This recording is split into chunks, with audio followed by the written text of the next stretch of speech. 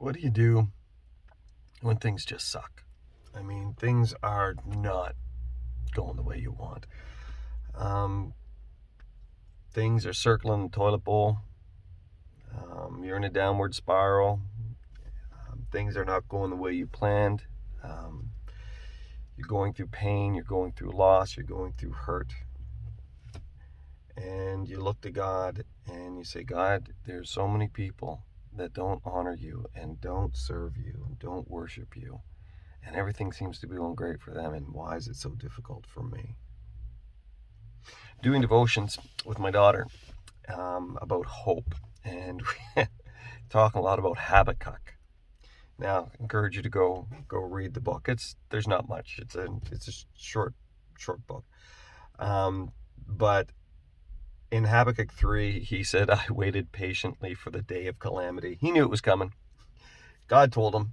He said, you know what, judgment's coming. And he just waited for it.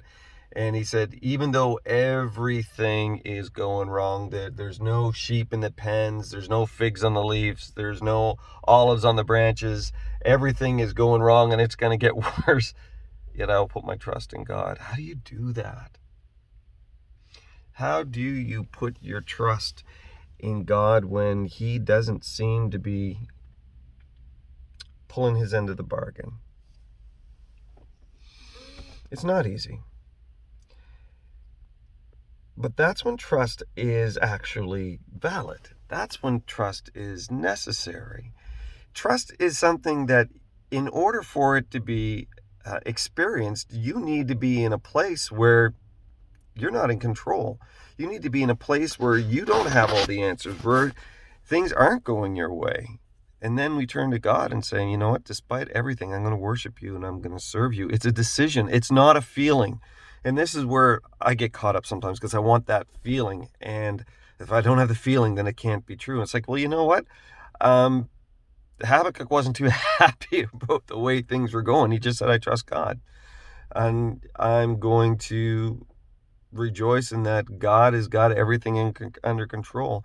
The Bible says God has determined the times and the bounds of habitation that we might seek the Lord, though he be not far from every one of us, for in him we live and move and have our being. But how do we recognize that we are in living in the context of God? Things go wrong. And we turn to God and say, what do we do? God said, there, let me show you. I love the Old Testament and so many times where you see the Israelites were outnumbered and outpowered and outweaponed and out everything. And God said, good, now let me show you what I can do. He put the nation of Israel, all the Hebrews, between the Egyptian army and the Red Sea. And I mean, it's like, oh, so you brought us out of Egypt to die. I mean, that's what the people are saying. It's like, and Moses goes, okay, God, you got to show up. And he goes, you know what, start walking. And what happened? The Red Sea separated. They walk through on dry land. God takes us to some place so he can take us through it. I'm hurting every day over certain things in my life. I cry every day over certain things in my life. And I cry out to God and I ask him, where are you? And God continually shows me that when I ask that question, he goes, I'm right here. Was watching The Chosen last night, where Mary Magdalene was having her first Sabbat, and Jesus showed up at the door and just said, I just want to be here with you.